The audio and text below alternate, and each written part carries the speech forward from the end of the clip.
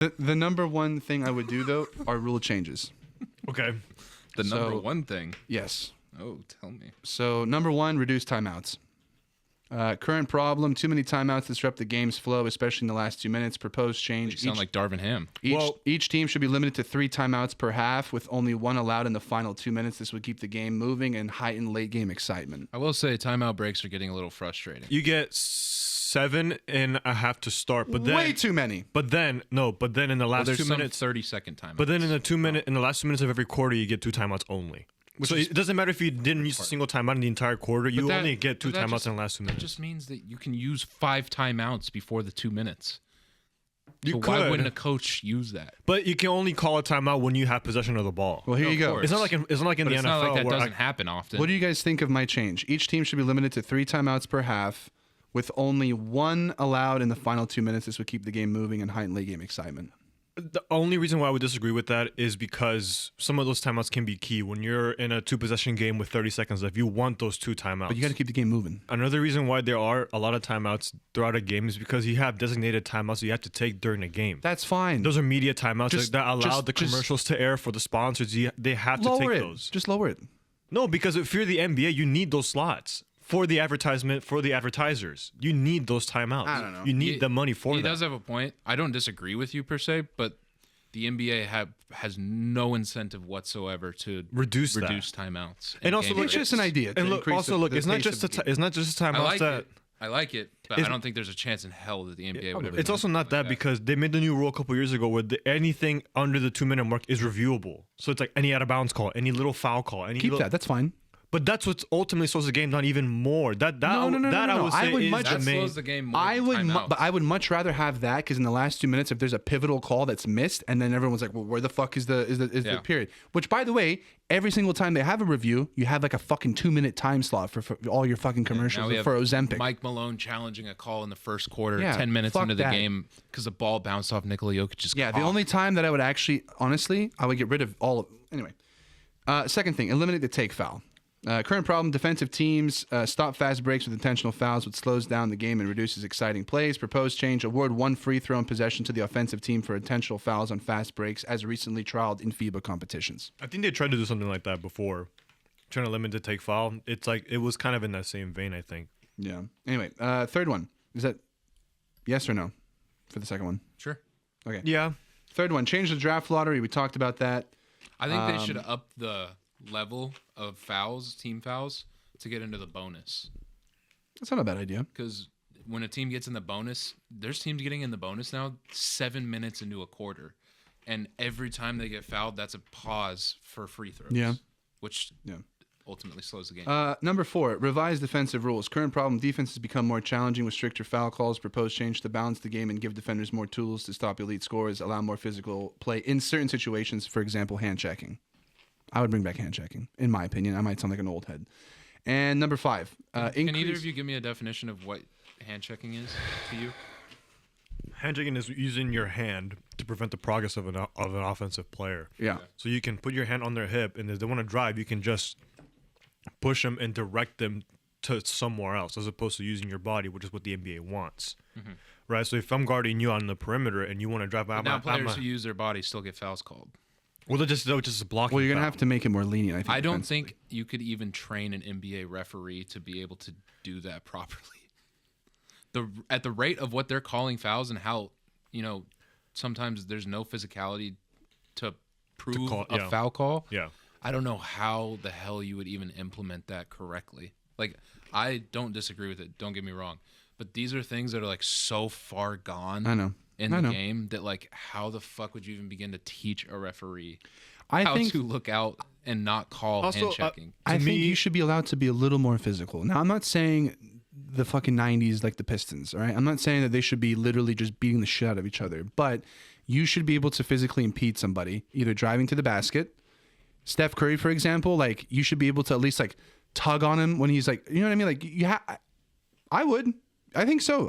Honestly, it should be a little more physical. It should be a little more difficult for guys to score. You don't want it to be physical enough to the point where it's detrimental on a player who's No, not no, as no, gifted no, no, no. But physically. but there's a lot of players that are defensive fucking demons in today's NBA that are not allowed to use their bodies a little bit more and be a little more physical. But I'm not on the saying other- to on the other fucking s- clothesline someone, Just you to know. play devil's advocate here, there are a lot of players who are much more physically gifted that don't get the necessary or don't necessarily get the calls that they should be getting. Like a LeBron James. But that's on the poor refereeing. I know he's criticized a lot. I know LeBron is criticized a lot for flopping, especially in his earlier years. Yeah. But LeBron damn near gets fouled every time he drives to the basket. Yeah.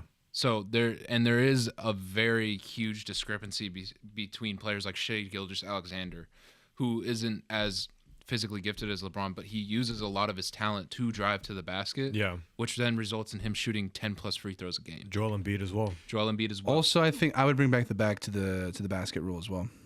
I would. Make centers 5 second. Yeah, I would. Actually, what I would honestly do is eliminate. I don't necessarily know how that's. I would allow. Speeds the game up though for you. Who's really posting up nowadays? But that's what I'm saying. Like, Instead of the 5 seconds to the back to the basket, I think the 3 second rule. when you had more of a diverse defensive game, you had, I think, a little more variety in teams playing differently. That's what I'm saying. So not everyone will have a center that can put his back to the basket. But let's say, for example, as opposed to Boston when they were playing Toronto and they shot 23s in the first 10 minutes of the game, What do you guys think it also allows you to have Porzingis play in the post a little bit and just switch it up a little bit and get into rhythm. What do you think of the guys of the NBA adopting the college system with the 40-second shot clock rule? That slows the game down even more. You didn't even need it. Why? Do you think that it slows the game down, or do you think that it equals more competition and lower scoring games? I don't. But I don't. Most of the time, we don't even see 24 seconds being used. I don't think 40 would be used. Yeah, but the It's thing just with them shooting 24 threes. seconds, I think the 24. Well, yeah, but I think the 24-second shot clock, all that incentivizes more now is threes. By the way, I'm not saying that the game per se needs to be faster in terms of the way that it's played. I'm just saying like the timeout thing just increases the variety of what we're seeing on TV. And That then makes think sense. about it too. A team already only has like 15 seconds to get a play done when bringing up the ball first. That already takes off about 6 seconds. Mm-hmm. So I don't know. I think if you want to see lower scoring games and if you want to see more intense basketball, I think upping the shot clock or I don't know, something like that. Whereas it might seem at surface level like it'll slow the game down, I think it'll cause for more positive attributes to the game. I think we're if missing. we had hand checking, it would make it. I mean, I will say though, hand checking I think would reward poorer defenders to get away with things. Oh God, we'd see another Rudy Gobert Defensive Player of the Year. You could catch up with someone. We might even see like a guy like Max Christie win a Defensive Player of the Year if we're gonna allow hand checking. But it's physical. That's I know. what I'm saying. Like, I will. It would make games a little more entertaining, Naoki. Would it though?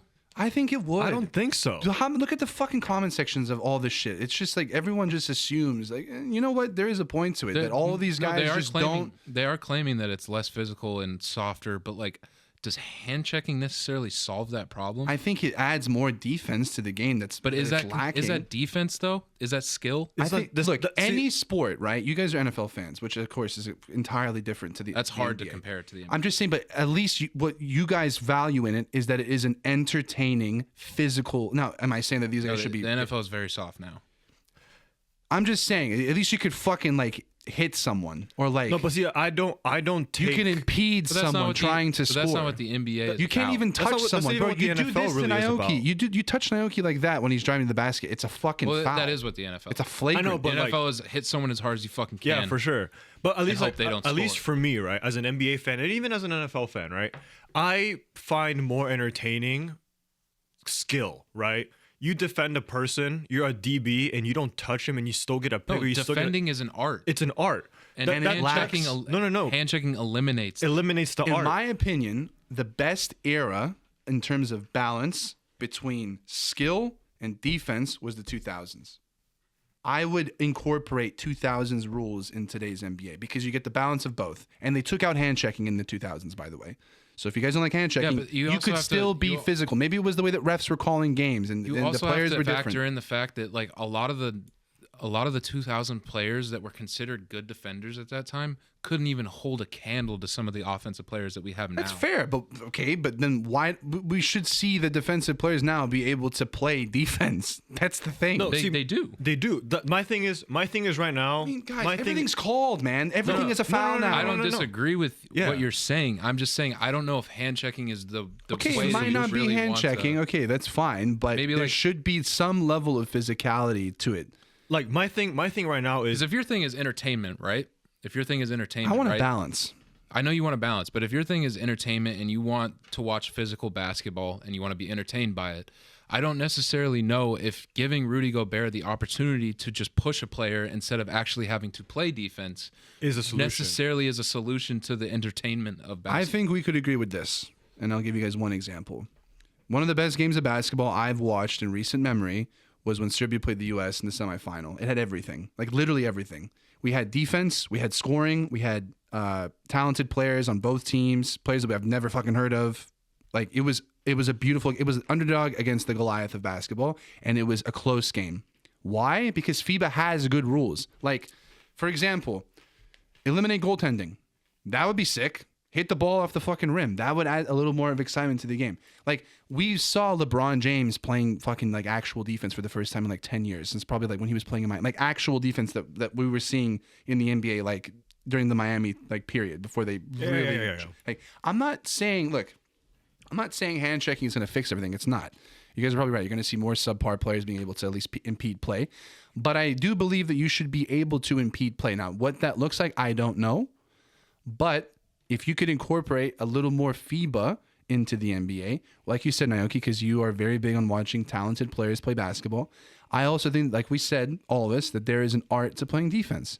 And I think that is lacking. Now, whether that is down to rules, it could just be referees. Maybe they have to be a little more lenient with that. I don't know what it is.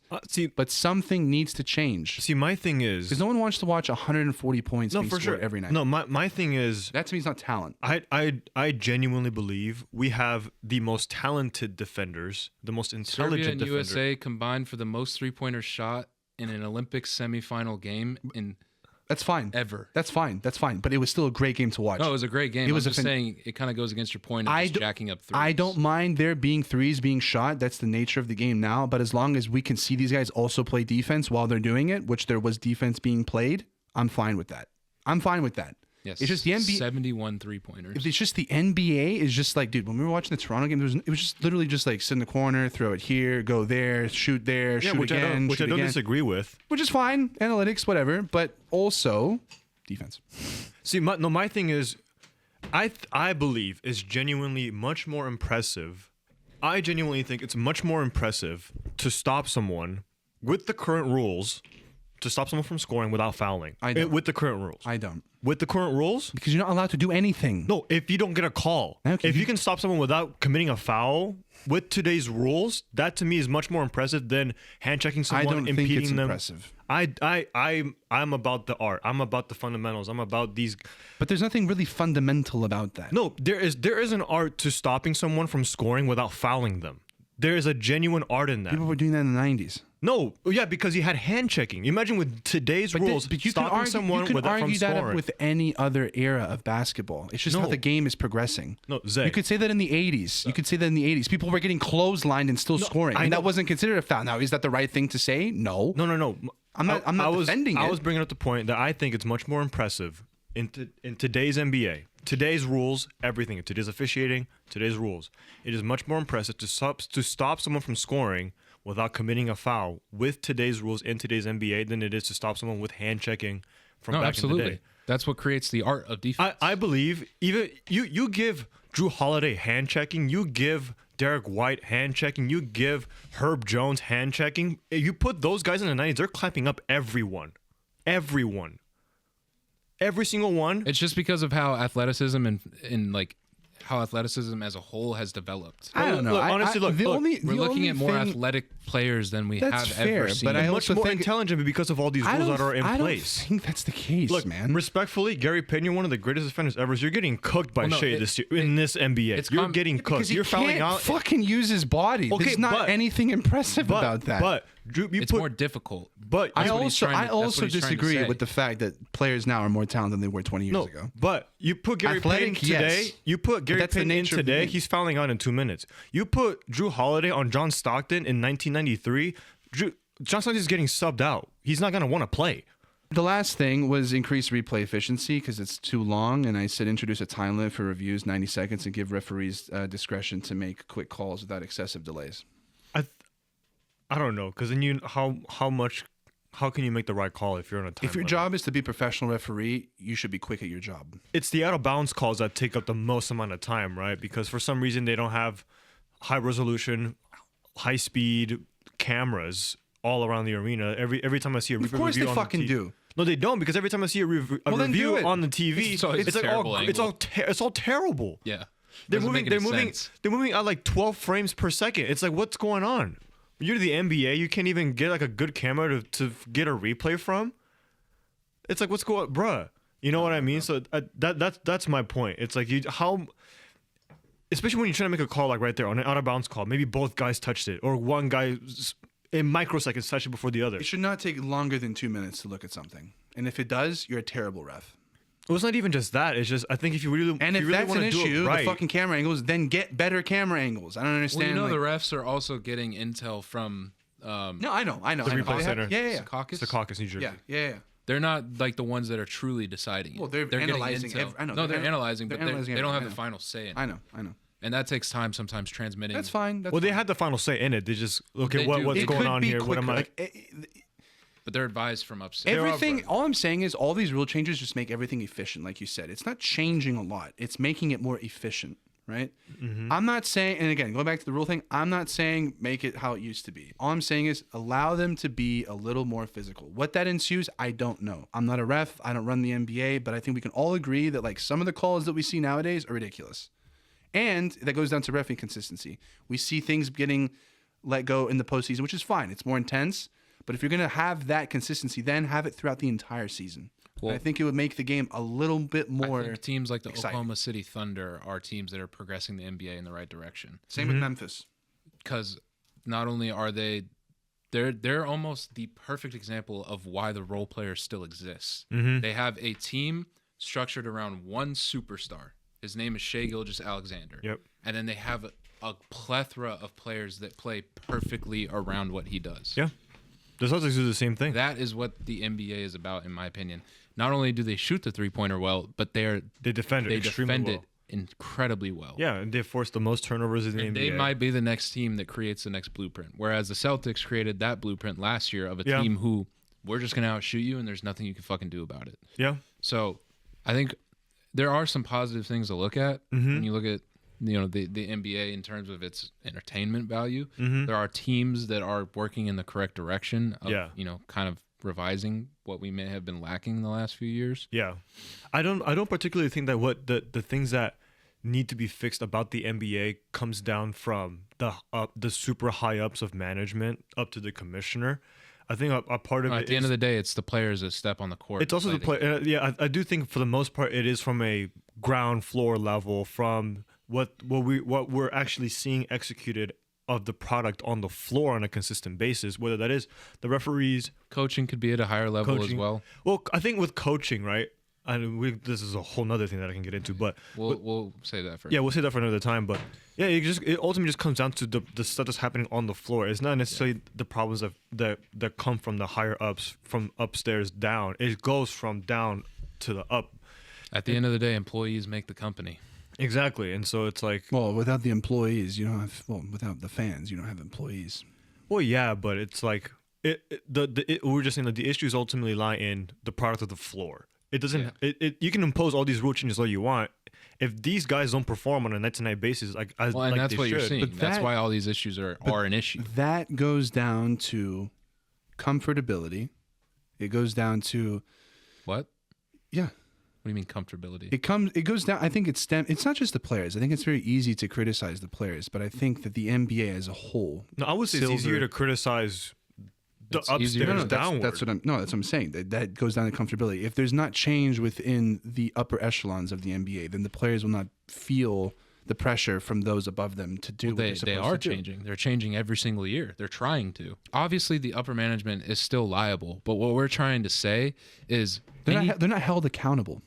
No. What we're trying to say, what me and Naoki were discussing while you were in the bathroom, is when you make changes at the upper management level and you try to incorporate them at the ground level, which is obviously the product on the floor, the changes that you're making will never see through if the ground level doesn't participate with that or doesn't agree with it or doesn't. And that's why the NBA PA, the Players Association, has been detrimental in my opinion, which it's great that the players have a voice, but they almost have too much power. That's where we're talking about when it comes down to the ground level too. It comes down to what the fans are actually paying for. The fans aren't paying for Adam Silver to like, oh, what's he going to do this year? They're not paying for that. They're paying for the players and they're paying for the product on the floor But at the end of the day. Would you not agree that under his reign as the commissioner, we've had to start having those conversations because of his inability to progress with the time? What do you mean, his inability to progress with the time? Well, like if you look at like Stern, for example, like I'll talk to my dad about I don't this. necessarily I'm just saying, like David Stern ran adopting 2000s rules is progressing. It has nothing. It has nothing to do with that. It has nothing to do with that. I'm just saying, like the NBA took a turn. They took a turn where, as opposed to progressing the game and making efficient changes, whatever that might look like, and they have made changes, maybe for better or for worse. Not disagreeing with that. I think that it's become too political. Outside off the court, and that's turned a lot of people away. In what sense? That's a different conversation. Very different. It's a different conversation, but I think it has something to do because I think they focus too much on that as opposed to things that were also issues within the NBA as a whole, if that makes sense. Now, regardless like any company. Yeah, I understand that. I would also think that like with any change of any capacity, whether that's sports, whether that's with anything, it has to be gradual. Instead of going from 7 timeouts to 3, go from 7 to 6, right? Instead of going from the 24-second shot to the 40-second. Extreme is good though. No, because they've tried extreme changes. No, but with and anything, it hasn't worked. No, but it's also you got to look at it changes. as a from a company standpoint.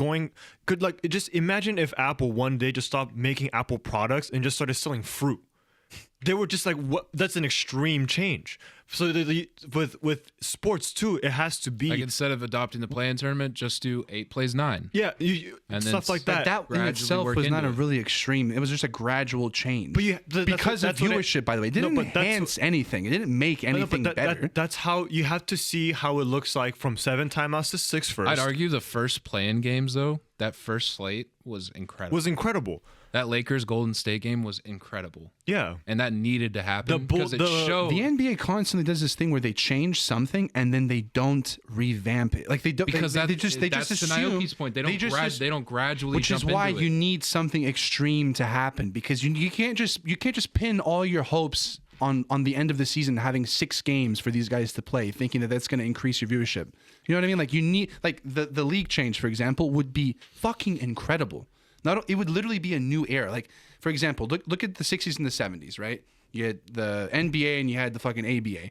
And then you had Magic and Bird that came in and completely changed it. You had Jordan. You had fucking superstars for the first time. Well, a way to gradually work into that is eliminating divisions. Yes. Instead of just going full conference mode, just one full conference mode, eliminate divisions. So that way strength of schedule changes. Yep. Players don't necessarily have the same advantages when they're whereas in their divisions, whereas the Celtics are in a division with the Pistons and they're almost looking at 4 free wins. Yeah. Things like that.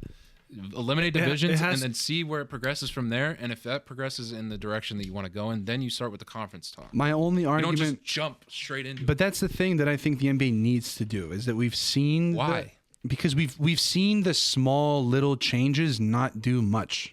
That's what I'm saying. I wouldn't necessarily call a play-in tournament a small change. It's not a big change. It's huge. You're allowing teams to change history and make the playoffs as a 10 seed. Do you think that was never even remotely Let me ask you a question about that. Do you think that they actually gave a shit about seeing 10 through 8 play for a playoff spot, or do you? That was the whole fucking point. Or was it for the money? What do you mean for the money? More viewership, because the viewership has been declining substantially for the past 6 years. Of course, and as any company would do, they tried a new thing to promote viewership. But that's going to be like a 1 to 2 year fix. It's not going to be forever. It's not going to be like, oh my God, I can't wait to watch Toronto play for the 4th year in a row and fucking playing. It could have gone both ways. It could have been like the best thing that could have happened for the NBA, or it could have been the worst. As a new company, or not as a new company, as a company who's losing viewership and needs to try to find viewership, it's okay for them to experiment. There's nothing wrong with experiment. I agree with you. I don't necessarily like. Unfortunately, their experiment just failed. But sometimes things don't just work out. And I totally understand it. All I'm saying is that we've been having this conversation, right? Behind closed doors, on the podcast, etc. And we all kind of feel that there needs to be something substantial to change, right? And I think that going to all of our points with like you said earlier, Nike, like, will the players, if there is a big change, will they change? We haven't seen something like that where it would be like, holy shit, like there's actually something completely different here that might almost galvanize them to do something again. It's kind of sad we have to say that when they're multimillionaires and they should be galvanized every night to play basketball. And that's why to this day I will always support the one conference. I think that would be the biggest change in NBA history. I get you, but like going back to the point of, and I think a lot of sports would follow the NBA's footsteps. Well, it's not really following. It's just taking the European model. Well, no, but I'm just saying, like in the NFL, the NFL, bro, you see the NFC, the MLS. The fucking last seed is like an 11-win team, bro. 11-win team. Yeah. And in the AFC, obviously you have the Chiefs, who are it's and just the Bills. There's so much lopsided in sports, whereas like in the MLB, it's I'm just tired of seeing lopsided conferences because it doesn't make like a lot of complaints were about the MLB playoffs because of how uncompetitive the AL side was compared to the NL side. Right. You know, it was almost like whoever wins the NL is going to win the World Series. It's the same thing with the Western Conference. With the Western Conference and Eastern Conference. Obviously, you had the Boston Celtics win the finals, but I'm just saying who had the more entertaining side of the playoffs. For sure. I just think like it's too lopsided. No one fucking cares about it. Yeah. I liked your point about gradual change allows you to experiment. Yeah. And if you go with any extreme change, that's boom or bust. That's really well. The NBA is entering boom or bust territory. Right, but we don't. You do know as a that. company, no, he's talking about he's talking about like when you make a decision.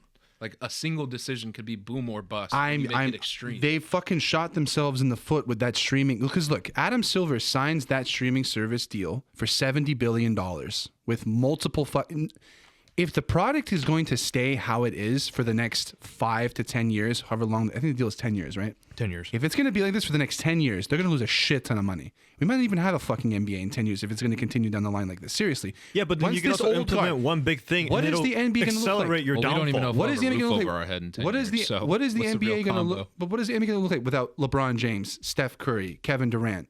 You know what I mean? Like those guys. You got to understand though, those are the same it. conversations that people were having. What's the NBA going to look like with no Michael Jordan? And then Kobe Bryant came along. And then what happened? Yeah, so we don't know. We don't know. We don't know until we see But it. you got to start fucking planning for it. That's what I'm saying. The thing is that it doesn't seem planned. Like, okay, we signed this. You don't plan for those You things. have to when you're a multi-billion-dollar institution where you had decades of fucking we're not heritage. Inside the boardroom, so we don't necessarily know if they'd have a plan or not. I understand. I'm just saying we're saying this. I'm just saying from the outside looking. That's what it looks like. You know what I mean? But I'm just saying, just trust the formula that's been proven for almost 60 years now. The formula is failing. No, okay, the formula might be failing, but you have to understand there's 60 years of proof to back up the fact that no matter what era that they've been in. No matter what era, patterns still always happen. History always repeats I understand that within the sport. I can give you one example of crazy change that worked. And here's an example.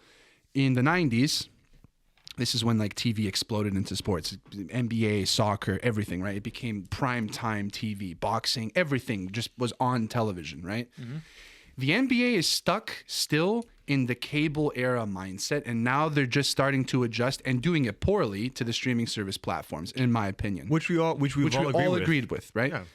England, they went from like the 80s of hooliganism, of like they were banned from playing in Europe because they had to completely do a cultural reset of English football. And what happens? They make the Premier League, and Sky Sports buys the rights, and now it's the most profitable fucking league on the planet and the most watched sports league on the planet. That is a crazy change. Like you said, it's a boom or bust. It could have failed, right? In an alternate timeline, the Premier League fails, and it's not fucking. It's Italy that stays the prime time, or it's Spain that becomes. That's the prime reality time. Of sports, man. That is the reality. It's the reality of life, right? No, I know. But these guys have to take a chance on something extreme. I think to really just like make something change. Yeah, but And it might, you know what? And look, it might fail. It might be the first 2 years where people don't like it, but stick with it. Stick with it. So would your idea of like a really extreme change be the one conference thing? Yes, I think if you start from there. I can agree with that. I can agree with that. I think it increases competition drastically. There's a way to do it sufficiently to ensure that it you're doesn't making fail. the correct decision, and that's starting slow with like eliminating divisions. That's the thing. Upping like strength of schedules. Yeah. You know, like there's ways to like implement it so that you can ensure as a business that moving forward that this is the decision you want to go with 30 years down the line. And the only reason why I mention that as an idea is because this is starting to be thrown around the media spaces, and this has been a conversation that Adam Silver is having with his people. And the only if thing, only they knew we were talking about this 2 years ago. the only thing I will say to that is you've mentioned that it's already in a low point. The NBA is. It's the lowest it's been in years, right, man. But if you're a company of any sort, you're in the biggest slump of your entire tenure, your entire company's history. I would say since the 70s. Right. Yes. I think that if you did one league, 64 games in a season, each team, and you said scrap divisions, and you do two Eliminated games. the All-Star weekend. No. Start with this. If you guys want to talk about gradual stuff, I think if you start with this, you see a lot of shit change. I think the league becomes more competitive. I think players become galvanized. I think the players, almost in a fucked up way, the way that they play, I think it's almost like we want something to change, if that makes sense. Maybe this is their way of saying, like, can we do something? Now, is that the right thing to do? No. Do I think players like LeBron James, Curry, who have the power, have been in the league for 20 years, should maybe even mention that as an idea? I do. I don't know if they're allowed to say that, but I think they should be able to speak their minds, and I think we'll see that more maybe when Kevin LeBron Durant's retires. admitted in interviews, like an interview he did with Kay Adams recently, and his several tweets, you know, he's said, and I think he speaks for a lot of NBA players, like he loves the game of basketball. Like if we know anything about Kevin Durant, we know he's a pure hooper. He loves the game of basketball, and he's sad to hear about, you know, the loss of ratings, the loss of the love for the game, and he's admittedly made it public that the NBA isn't necessarily going in the direction that he hopes it goes in. Yeah. So if more players start to speak out, which I think we will see a trend of, I think we might actually see a huge spike after the All-Star weekend. I think this All-Star weekend, considering how many changes they've made, I think considering the effect of it and how it goes, and honestly, I hate to say it, but I hope it goes poorly, because I think that it could actually spark some real conversation around the NBA and what they need to do. Because we're on our 5th year now in a row, or 4th year now of changes with the All-Star game consecutively. Yeah. So, I was going to ask you guys one. Do you think that they should lower the salary cap? No. Why? I think adding more restrictions is correct, and I think that they did that with the new CBA. Yeah. I think adding restrictions is the right way, but just the way that the economy is going, the inflation. Do you just think that there are a lot of players as well that are not at superstar level getting superstar salary? Well, let's just be honest. That's just the way that markets work. Small markets, big markets. It's been the name of the game for sports for years. Do you think? I'm just saying. Like, do you think the money also just doesn't like they have the money? Like, what else do they need to kind of incentivize them? You know what I mean? Like what was it they wanted to give them? What was it $500,000 for the in-season tournament? Like, why are we giving them more money? They already have more money. Well, it's for the entire team. That's fair. So two-way players also get that money as well, which I don't disagree with. Them. I think that's life-changing money for some of those people. Mm-hmm. So I can't sit here and say that they don't deserve that. I think they do. Yeah. And I think a team that wins deserves financial incentive. They deserve a banner. They deserve to be recognized as champions for whatever they want. I like the NBA Cup. I just think they need to just. It's cool, and there's ways to make it better. Yeah. But I think if the NBA Cup came out 10 years ago, it would have been the best thing that happened to the NBA. I would agree. There's a way to create it as like its own entity. Almost. Yeah. It could be like the FA Cup. I mean, look, there's so many different ways that we could. I think the one that we should continue to advocate for, and hopefully that more viewers will follow us for, is the one conference, the one league. Yeah. But we gotta start wrapping up this video because we're going. Absolutely. No, this is fine. This will be a 2-part. Well, video. your camera's about to die. Yeah. But that is open court. This is going to be a 2-part series, by the way. Yeah, no. I mean, look, if there's anything that we care about, it is the state of the NBA, because we are basketball fans at the end of the day. And I think regardless of, we may disagree with each other and we might believe that some things that we support are not things that we believe, but we will always have civil discussion about it, which is what makes this very unique. So if you guys agree with bullshit. If you guys agree with any of the things that we came up with, and if you have any other suggestions, please put it down in the comment section below. And thank you very much. Disagree. Yeah, and if you disagree, if you think that I'm full of shit, which I will. If you disagree and you want to call and come on the show, you're more than welcome to as well. 100%. We would love to have fan mail. fan fan opinions. We would love any discourse you want to bring to the Street Logic podcast. We are open to taking. So 1000%. Thank you guys for watching as always. You know where to find us on the socials. We'll link them down in the description below. Yes. We'll see you next time. Peace.